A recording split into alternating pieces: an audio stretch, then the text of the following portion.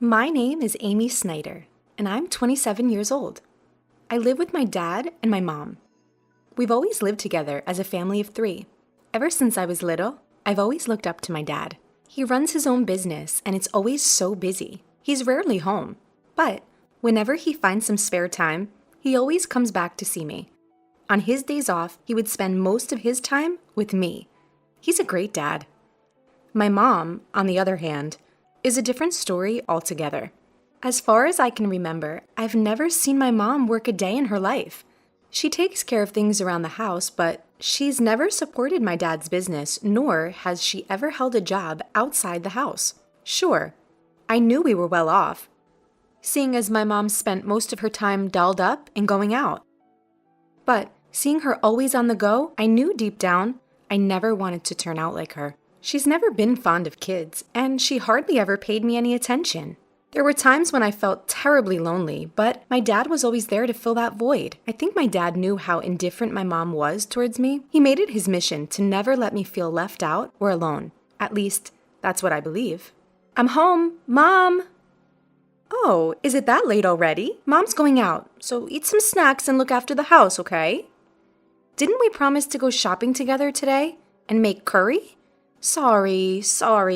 Something came up suddenly. We'll do that next time, okay? Okay. As a child, my mother broke promises like these with ease, no matter how many times we made them. At first, such things often brought me to tears, but as a child, I had to learn not to take promises with my mother as real promises. My father, on the other hand, was someone who would never make vague promises like, maybe, if I can, or I'll see. Over time, I came to love my father, or rather, to see him as a reliable and trustworthy person. That's how I started to think.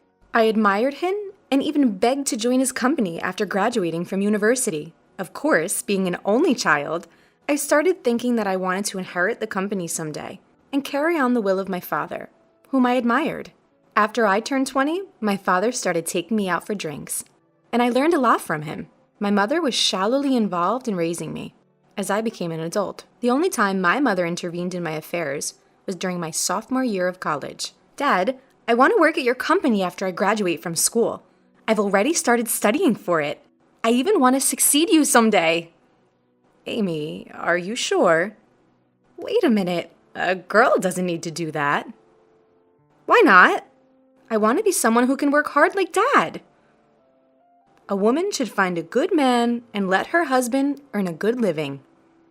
That was such a typical thing for my mother to say. I didn't think this person could understand anything I said.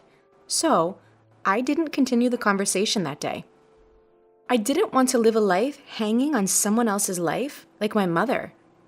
I had always strived to become a strong woman who would live on her own. For the rest of my college days, after that day, I studied hard. And I joined my father's company as soon as I graduated. I couldn't persuade my mother, but it seemed like she finally gave up in the end. If you want to live your life this way, that's fine with me, but you'll be the one who will have to suffer for not listening to your mother. If you're okay with that, then do as you please, she said. So I did as she told me. By joining my father's company in this way, the distance between my mother and me grew even deeper. On the other hand, I started spending more time with my father than before, and our bond got even stronger. Looking back now, I guess my mother wasn't too happy with this situation. When I joined my father's company, he put in a lot of effort to train me seriously. But there was a reason for that. My father was sick.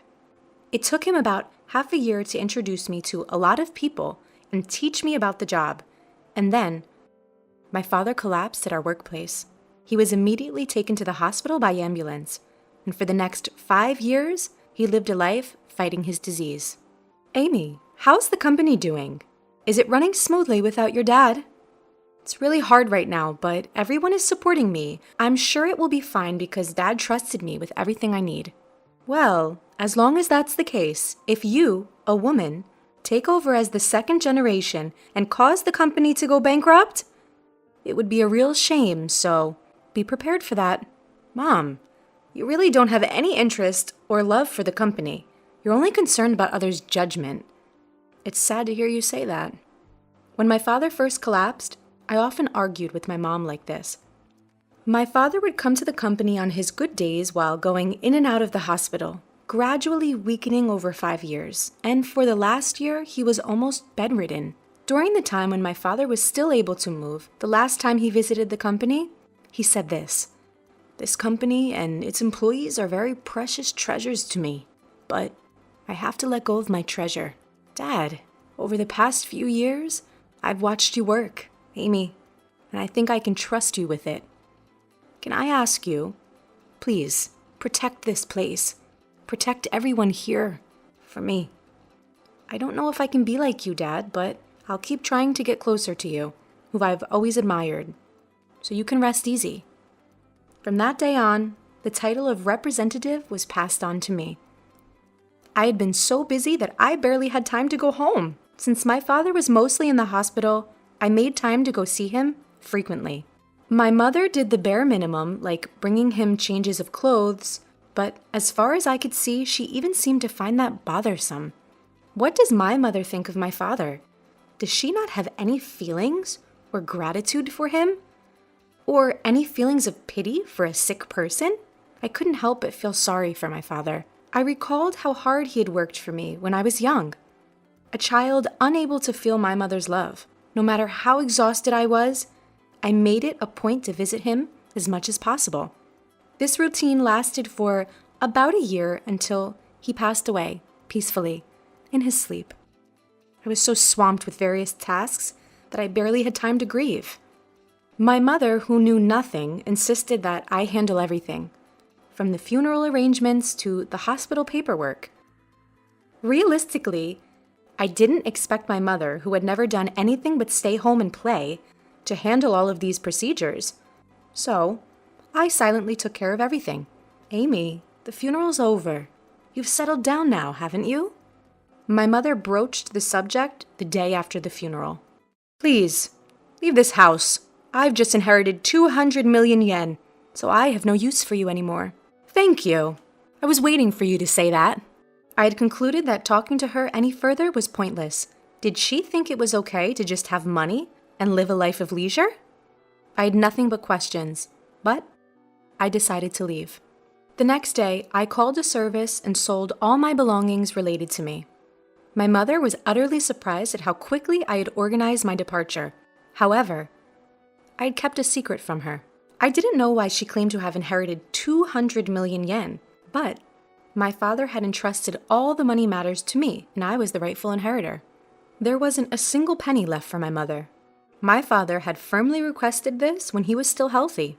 "Your mother doesn't understand anything about money management or spending. I want you to give her household expenses on a monthly basis. If she gets a large sum, she'll likely go bankrupt immediately.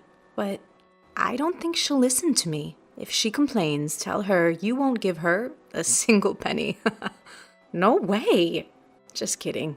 But if you have trouble dealing with her, give her this." My father handed me an SD card. He said it contained a video letter from him to my mother. I never imagined that I would show her this, but judging from her recent attitude, I thought the day would come soon. My mother, alone in the spacious house after I left. I was expecting her to contact me soon, but she did so faster than I anticipated. "Come home, immediately." "Huh? What are you talking about? I'm working." "I just need to talk to you. Please, come quickly." She's so self-centered. With that thought, I headed to my childhood home with the SD card. As soon as my mother saw me, she started accusing me. "You ran off with all of your father's inheritance, didn't you? I knew something was off since you left right away. Hand over your father's inheritance to me, now." How greedy can you be? You can't even act right as a mother. Who do you think you're talking to? I quietly handed her the SD card. "What's this?" "Oh, I guess you don't even know how to watch this." Mocking her, I took out my laptop, inserted the SD card, and played the video. On the screen was my father, as healthy as he used to be. I wonder how my mother will react to this video letter. I left the room in silence. I had never seen my mother defy my father before. But how about now? After his death? Would my father's thoughts reach my mother? When I returned to the room, my mother, who had finished watching everything, was crying. I couldn't believe it. My mother was crying while watching a video of my deceased father. I was curious about the video my father left for my mother, but I didn't dare to watch it myself. So I had no idea why my mother was crying. Mom, are you okay? Yes, for now. I get it. I will follow your father's instructions and leave everything to you from now on. Please go home for today. Call me again when you've cooled down. I thought she probably didn't want me to see her in a vulnerable state, so I went home right away that day. How did my father silence my mother? I was full of questions. Almost a month went by without hearing from my mother. I started to worry and decided to visit my parents' house during my lunch break, but my mother wasn't home. That night, I went to see my mother again. The lights were on at the house, which relieved me. I'm sorry for dropping in suddenly. I came by this afternoon, but you weren't home, so I got worried. I'm sorry. I was out for my part-time job during the day. What? A part-time job? My mother, as far as I knew, was a person who would absolutely not work. Why did it come to this? Didn't you watch that video? That was a video letter addressed to you, so I didn't watch it. You can take it home. You should watch it too, Amy. Can I watch it? My mother handed over the SD card to me, saying, well then. I felt a bit frightened to learn what my father conveyed, observing my mother's unusual demeanor. I went back to the office and sat down at the desk my father used. Then, I played the video. Honey, if you're watching this, it means you've not been able to communicate with Amy. First of all, thank you so much for helping me raise Amy until now. Without you, I don't think I could have managed the company while bringing up Amy. I felt something was off about the way my father was speaking. The next moment, my father said something shocking. You've taken care of Amy, even though she's not your child, and I have nothing but gratitude for you, who stood by my side for so many years. But, as a result, you've given up on your dreams and have reached your age without earning your own living, for which I take responsibility. Because I've allowed you to live a life of luxury. I'm sure you'll be in trouble when I'm gone. I'm not my mother's child? I was so surprised that I blurted it out. But then, it made sense. Even though I didn't feel much love, she had been taking care of me by cooking for me every day and doing the bare minimum for a child who wasn't her own. Who is that person?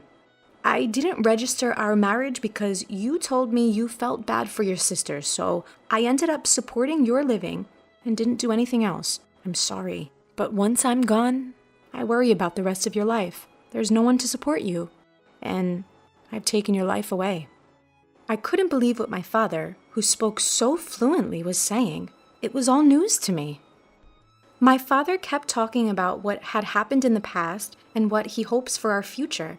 I spent the whole night processing all this and went back to my mother the next day. Mom, I watched the video from Dad yesterday. You know it all now. I raised you because I was asked to. That's all. What happened to my biological mother? You are the child of my sister and your father. My sister died right after giving birth to you, and I told your distressed father that I would help raise Amy. I would become your mother.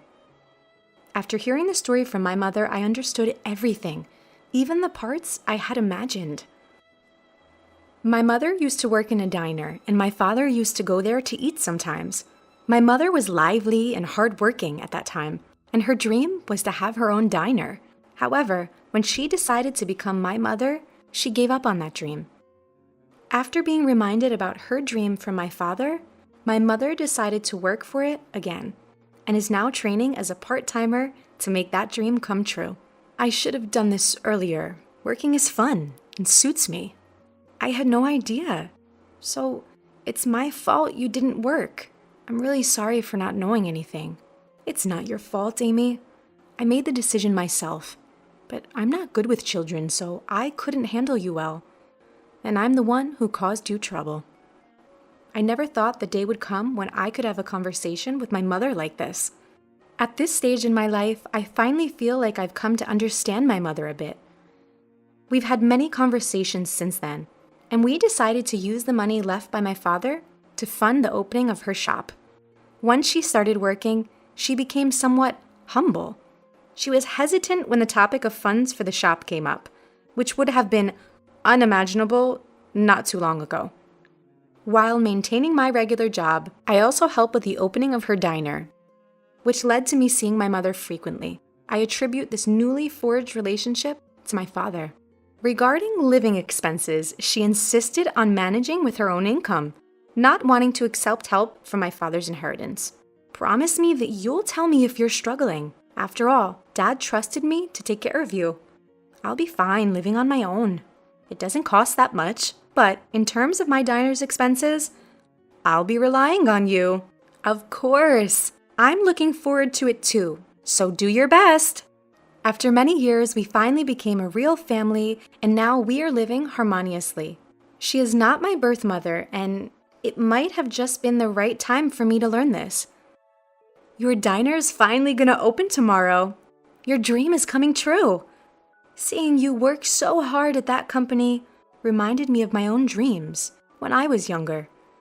I believe that's why I've made it this far. It's all thanks to you and your father. Thank you so much. Mom, promise me to always be my mom. Amy.